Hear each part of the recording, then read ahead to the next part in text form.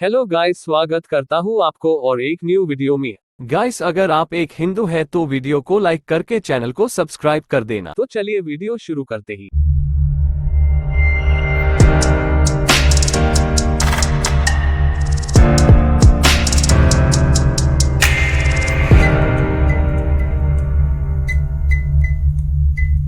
यशोदा कृष्ण की पालक माँ और नंद की पत्नी है। हिंदू धर्म के पौराणिक ग्रंथों में उनका वर्णन गोकुलम के सरदार नंदा की पत्नी और रोहिणी की बहन के रूप में किया गया है। भागवत पुराण के अनुसार कृष्ण का जन्म देवकी से हुआ था, लेकिन कृष्ण के पिता वासुदेव नवजात कृष्ण को गोकुलम में अपने चचेरे भाई नंद और उनकी पत्नी यशोदा के पास ले आए। यह उनके पालन पोषण के लिए था, साथ ही देवकी के भाई मथुरा के अत्याचारी राजा कंस से कृष्ण की रक्षा के लिए भी था। यशोदा नाम का अर्थ है वह जो प्रसिद्धि या महिमा, यश का दाता, दा है। भागवत पुराण के अनुसार यशोदा वसु द्रोण की पत्नी धारा का अवतार थी। नंदा के साथ विवाह के अलावा यशोदा के प्रारंभिक जीवन के बारे में बहुत कम जानकारी है। यशोदा के पिता सुमुख व्रज के कोषाध्यक्ष और एक धनी व्यापारी थे। ऐसा उल्लेख किया गया है कि उनकी सफेद शंख के समान गोरी लंबी दाढ़ी थी और उनकी त्वचा का रंग पके हुए भारतीय ब्लैकबेरी के समान गहरा था। उनकी एक बड़ी बहन थी जिसका नाम विकसनशोभिनी विकासशोभिनी था, जिसका विवाह गोमतिका क्षेत्र के एक धनी परिवार में हुआ था। सुमुख का एक छोटा भाई भी था जिसका नाम चारुमुख था, जिसकी वृंदावन में बालगोपिका नाम की पत्नी थी। यशोदा की मां पाताल देवी पाट देवी सिंधु साम्राज्य में सिंधु नदी के मुहाने पर स्थित प्राचीन शहर पाताल के समुद्री व्यापारियों के एक धनी और सम्मानित व्यापारिक परिवार से थी। कहा जाता है कि उनकी त्वचा गुलाब की पंखुड़ियों जैसी मुलायम थी, जिसे संस्कृत में पाटन के नाम से जाना जाता है। उनका परिवार विष्णु का प्रबल भक्त था और समुद्री यात्रा से पहले उनकी पूजा करता था। मथुरा के शासक कंस ने कृष्ण के जन्म के साथ ही उन्हें मारने का फैसला किया था। कंस से कृष्ण की रक्षा करने के लिए कृष्ण और योगमाया का जन्म एक ही समय में क्रमशः देवकी और यशोदा के गर्भ से हुआ था और वासुदेव एनकदुंदुभी द्वारा उनका आदान प्रदान किया गया था। कृष्ण जीवित रहे और उनका पालन पोषण यशोदा के पालक पुत्र के रूप में हुआ। यशोदा के घर में पले बड़े विभिन्न बचपन के प्रसंग या लीलाएं हिंदू ग्रंथों में प्रचुर मात्रा में है। भागवत पुराण में यशोदा की स्तुति इस प्रकार की गई है।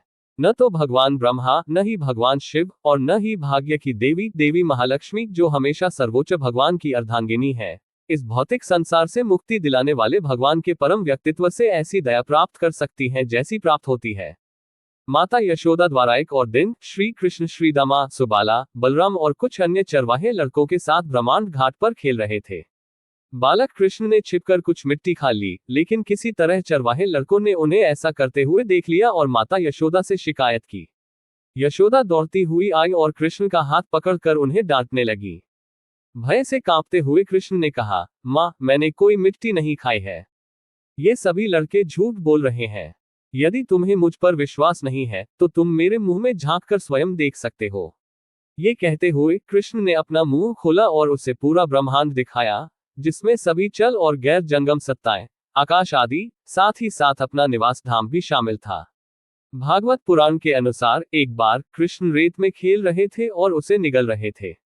ये देखकर यशोदा अपनी अवज्ञा के लिए कृष्ण पर क्रोधित हो गई और उन्हें ओखली या पीसने वाले पत्थर से बांधकर दंडित किया। बच्चा मोटा को मारुत्रु नामक पेड़ के पास खींच ले गया और दोनों पेड़ों के बीच फंस गया। तुरंत पेड़ों ने कुबेर के पुत्र नलकुबरा और मणिग्रीव के अपने मूल स्वरूप को पुनः प्राप्त कर लिया। देवताओं को नारद ने उनकी बात पर ध्यान न देने के कारण श्राप दिया था और कृष्ण से मिलने के बाद वे वृक्षों के रूप में अपने श्राप से मुक्त हो गए थे। उन्होंने बच्चे को प्रणाम किया, जिसने उन्हें आशीर्वाद दिया और दोनों वैश्रवणपुरी लौट आए। जब राक्षसी पूतना शिशु कृष्ण को अपने जहर से दूध पिलाकर उनकी हत्या करने का प्रयास करती है, तो कृष्ण उसकी जीवन शक्ति को खींच लेते हैं, जिससे वह एक शव में बदल जाती है। राक्षसी की मरणासन चीखें सुनकर यशोदा ने देखा कि राक्षसी की गोद में अभी भी उसका बच्चा है।